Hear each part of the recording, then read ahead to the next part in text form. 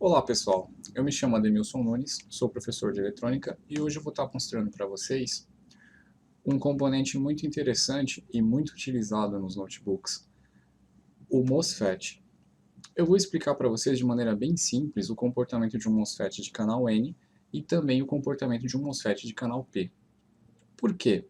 Antes de partir para o objetivo final dessa aula, que é explicar para vocês as principais características de um transistor MOSFET e ensinar vocês a ler um datasheet, para quê? Para que vocês consigam comparar as informações de um datasheet de um MOSFET com as informações do datasheet de um outro MOSFET que vocês pretendem substituir na placa. Mas antes de partir diretamente para as características, que é o que interessa para nós, eu vou fazer uma pequena explanação sobre o funcionamento desse componente, utilizando o Isis Proteus. Primeiro eu vou mostrar para vocês o comportamento do transistor MOSFET de canal N. Temos aqui um pequeno circuito que eu montei com um MOSFET de canal N. Percebam que a simbologia elétrica dele tem essa flecha apontando para o gate, né? E aqui temos um MOSFET de canal P e o sentido da flecha aponta para o terminal source. Essa é a diferença crucial quando vocês estiverem analisando um esquema elétrico. Apenas de perceber a forma como a flecha está desenhada, se está apontando para o source, canal P. Se estiver apontando para a base ou para o gate, canal N. Bom, nesse circuito aqui eu tenho uma fonte de tensão ligada a uma lâmpada que vai simbolizar a nossa carga. Poderia ser qualquer coisa, mas no exemplo eu coloquei uma lâmpada para ficar mais fácil de vocês entenderem. Mas a carga pode ser qualquer coisa, um resistor, até mesmo outro circuito do notebook. O que vai acontecer? O MOSFET ele se comporta como uma chave aberta, MOSFET de canal N. Enquanto ele não tiver polarização aqui, não houver tensão em gate, ele se comporta como uma chave aberta. Sendo chave aberta, não circula corrente nessa malha. Se não circular corrente nessa malha, a lâmpada não acende. Bem simples. Eu vou dar um play na simulação para que fique mais fácil ainda de vocês entenderem. Vamos nos concentrar nessa área aqui, que é o MOSFET de canal N. Após, eu vou explicar para vocês o MOSFET de canal P. Deste lado da malha, eu tenho um potenciômetro. Nesse potenciômetro eu estou fazendo uma regulagem, um ajuste de tensão que chega para o gate. Percebam que aqui nesse ponto eu tenho 6.12 volts. 6.12 volts é o suficiente para polarizar o transistor e ele passar a se comportar como uma chave fechada, permitindo então a circulação de corrente nesse sentido. Dá para ver que a lâmpada está acesa. Porém, conforme eu vou baixando a tensão em gate, perceba que a queda de tensão sobre o MOSFET vai aumentando e, consequentemente, o brilho da lâmpada vai diminuindo, porque se a resistência entre dreno e source vai aumentando conforme a tensão aqui vai caindo, lógico que vai circular menos corrente na malha. Então eu vou diminuir aqui, percebam que vai aumentando a queda de tensão até que eu fique próximo de 12 volts, que são os 12 volts da fonte. E a lâmpada ficou completamente apagada. Nesse instante, eu costumo dizer que o MOSFET está se comportando como uma chave aberta, não circula corrente. Quanto de tensão é necessário entre gate e source para permitir circulação de corrente?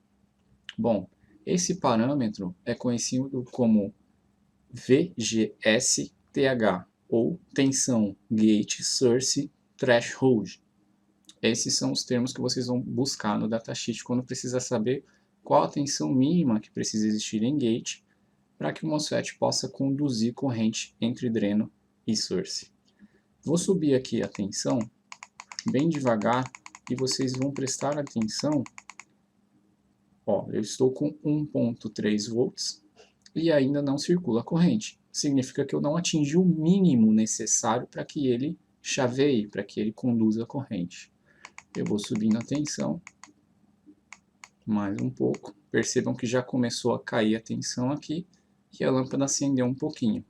Então, a partir de 2.4 volts, esse MOSFET já está conduzindo. Ele ainda não está saturado, mas ele está conduzindo corrente. Eu vou subindo e quanto maior a tensão aqui, maior o brilho da lâmpada e menor a queda de tensão entre dreno e source. Quando nós falamos que o MOSFET está saturado, isso vale para qualquer transistor, não somente o transistor do tipo MOSFET. Saturado significa que a tensão de dreno é igual à tensão de source. Essa tensão vai subindo, esse transistor vai ficando saturado. Esse é o comportamento de um MOSFET canal N. Ok, então agora vamos analisar qual o comportamento de um MOSFET canal P. Bom, vamos nos localizar aqui primeiro. Nós temos o terminal dreno, terminal source, terminal gate, da mesma forma que o MOSFET de canal N. Porém, a principal característica que difere um MOSFET de canal P para um MOSFET de canal N, no que diz respeito a comportamento elétrico, seria o sentido da corrente. A corrente ela vai circular do source para o dreno. Percebam que eu mudei completamente a topologia do circuito. Eu coloquei a carga ligado ao terminal dreno, o outro lado da carga ligado à referência, e a minha fonte de tensão está ligada ao source, exatamente ao contrário do que eu fiz no exemplo de canal N. Bom, mas vamos lá. O comportamento do terminal gate em relação ao canal N também é diferente. Se o sentido da corrente flui do source para o dreno, aqui em gate, ao invés da tensão quanto mais positiva, mais corrente circula, é o contrário. Quanto mais a tensão é negativa, mais corrente circula. Parece um pouco confuso, mas quando vocês assistirem a simulação vai ficar mais fácil de entender. Bom, percebam que o MOSFET está recebendo 0 volts no terminal gate, aqui pela simulação. Com 0 volts aqui, já está circulando muita corrente, porque a lâmpada acendeu com um brilho bastante intenso. Se circula muita corrente conforme a tensão está mais negativa, e se a tensão for ficando mais positiva, ele vai se comportar ao contrário do canal N. Ou seja, conforme a tensão aqui vai subindo, o brilho da lâmpada vai diminuindo, pois passa a circular menos corrente entre source e dreno. Então, essa tensão vai subindo até que chega um instante em que o MOSFET fica completamente cortado, se comportando como uma chave aberta, não permitindo a circulação de corrente entre source e dreno. Então percebam que o MOSFET de canal P trabalha completamente ao inverso de um MOSFET de canal N. Ok? Bom, isso é o MOSFET relação comportamento N e P. Percebam que é completamente o inverso, né? À primeira vista pode parecer um pouco confuso, mas se vocês assistirem novamente essa aula, eu tenho certeza que vocês vão entender. Agora eu vou mostrar para vocês como vocês vão enxergar os principais parâmetros de um MOSFET, tanto canal N quanto MOSFET de canal P, através do seu datasheet. Vamos lá. Eu separei aqui o MOSFET modelo 2N702K. É um MOSFET N-channel, ou canal N, do tipo efeito de campo, Field Effect Transistor. Features, em inglês, significa características, e aqui nós podemos ver a descrição das principais características desse MOSFET. É interessante que vocês leiam bastante datasheet, vão traduzindo as palavras, que com o passar do tempo, vocês vão se habituando com esses termos, vocês nem vão precisar mais utilizar tradutor.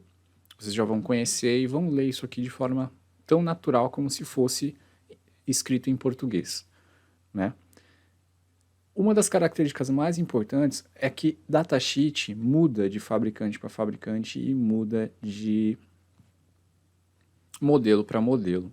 Então vocês vão ter que se habituar a ler bastante o datasheet para ir se acostumando. Algo importante nesse caso aqui é que ele mostra exatamente o encapsulamento, a forma como o MOSFET foi encapsulado. Ele utiliza esse encapsulamento SOT23. Ele é bem pequeno mesmo, e tem esse formato aqui, com 3 terminais. Terminal dreno, terminal gate, terminal source. Vocês vão encontrar bastante esse MOSFET aqui no circuito de entrada de algumas placas-mãe da Positivo, fabricado pela Schutt. Tem bastante, principalmente no circuito de proteção logo na entrada. E, como já falei, ele utiliza esse encapsulamento SOT23, ele é bem pequeno mesmo. Tem que prestar bastante atenção para conseguir localizar ele na placa. Uma das coisas mais difíceis nesse tipo de transistor, ou melhor, nesse tipo de encapsulamento, que pode vir tanto transistor MOSFET quanto transistor bipolar de junção, ou mesmo diodos, é que o corpo dele é muito pequeno. Então, muitas vezes não dá para escrever aqui no corpo dele a referência do componente. Então, é quase impossível localizar o componente ou o datasheet do componente apenas com aquela referência escrita no corpo. Às vezes a gente até consegue, pela internet, localizar, mas é um pouco complicado. Mas o ideal é sempre analisar a placa-mãe mediante o esquema elétrico da mesma. Nem sempre é possível, mas isso garante mais de 90% de chances de êxito no reparo quando você trabalha com o esquema elétrico da placa. Bom, aqui o part number, que é o modelo do nosso MOSFET. Packet seria o pacote ou o encapsulamento dele, SOT23, que é interessante para poder saber localizar o componente na placa. E aqui, os parâmetros. Bom, o primeiro parâmetro, esse daqui, VDSS, ou tensão dreno source, em inglês, Voltage Drain Source, ou tensão dreno source. Seria o máximo de tensão que ele pode suportar entre esses dois terminais. Então, entre o terminal dreno e source desse MOSFET, ele pode suportar até 60 volts. VDGR, ou tensão dreno gate. A tensão dreno gate desse cara aqui fica em torno de 60 volts. Tensão gate source, ou a tensão que cai sobre o terminal gate e source, mais ou menos 20 volts. Esse mais ou menos significa que pode ser mais 20 volts até menos 20 volts. Se fosse uma análise de forma de onda, eu poderia dizer que ele pode suportar até 40 volts pico a pico, 20 volts de pico positivo, 20 volts de pico negativo. Outro parâmetro interessante é o ID, ou corrente de dreno, que seria a corrente máxima que pode circular pelo dreno source desse MOSFET. Aqui ele fala máximo contínua e máximo pulsante, ou seja, 300 mA contínuo, aquela corrente que vai ficar contínua em 300 mA, ou 800 mA se for um pulso rápido, ou seja, a carga faz um consumo rápido de corrente, até 800 mA ele vai suportar, mais do que isso provavelmente ele pode se danificar. Outras características que eu considero dispensáveis para reparação, eu não vou citar. Por exemplo, essa aqui é a temperatura de operação da junção, ou o intervalo de temperatura que ele pode trabalhar na sua junção. É interessante para quem vai projetar circuito. Para quem vai reparar, não é um parâmetro muito utilizado não. Vocês podem se concentrar aí na corrente máxima de dreno, a tensão máxima entre dreno e source, tensão máxima entre dreno e gate, tensão máxima entre gate e source. Aqui também as características térmicas, né? Thermal characteristics. Não vou entrar em detalhes, como já falei, pois não é um parâmetro muito importante para quem vai reparar. E aqui, outras características elétricas, né? Novamente, corrente entre dreno e source. Ele pode trabalhar com, no máximo, 500 microampere, mas tem algumas condições aqui, ó. Percebam que está escrito as condições para que ele trabalhe. Ele precisa estar com uma tensão máxima entre dreno e source de 60 volts, não pode ter tensão entre gate e source, tem que estar com 0, e a temperatura da junção em 125 graus Celsius. Nesse caso, ele vai passar no máximo 500 microampere. Novamente, não precisam se preocupar com esse tipo de coisa, eu só li mesmo porque eu já tinha começado. Outra característica interessante é a VGS-TH, como eu expliquei lá no início dessa aula. Essa é a tensão mínima que o MOSFET precisa receber entre gate e source para que ele possa começar a conduzir corrente. Então aqui, o mínimo para esse caso é 1 volt. Então tem que existir pelo menos 1 volt caindo sobre gate e source para que o MOSFET comece a conduzir corrente. E no máximo 2.5. É claro que as condições precisam ser estabelecidas também. Eu não gosto muito de falar sobre condição, porque isso daqui envolve mais o projeto, né, de fontes chaveadas, e não tanto a questão da reparação. Para a reparação, as principais características são essas que eu mostrei aqui, né? E geralmente essas principais características sempre vêm em uma tabela separada das características normais do MOSFET. Tem mais características, não são importantes. Esses gráficos aqui também são para quem vai desenvolver projetos. E é isso aí. Esse é um dos datasheets que eu separei para vocês. Este outro aqui é o P2003 EEA. É um MOSFET de canal P, como está descrito aqui, P-Channel. E aqui ele já me dá, como eu já havia explicado para vocês, alguns datasheets já trazem uma tabela separada, aquelas que eles consideram, que o fabricante considera as principais características dele. Por se tratar de um MOSFET de canal P, como eu falei para vocês, ele trabalha com tensões mais negativas. Então aqui, V break DS seria a tensão entre dreno e source. Ele pode trabalhar com até menos 30 volts, ou seja, uma tensão bastante negativa entre dreno e source.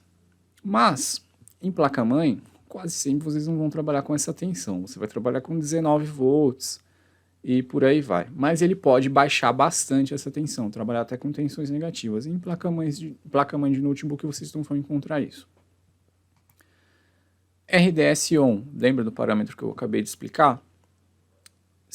Ele vai ter 20 miliohms, ou seja, uma resistência dreno source, quando ele estiver on, ligado, abaixo de 1 ohm. É muito pouco mesmo.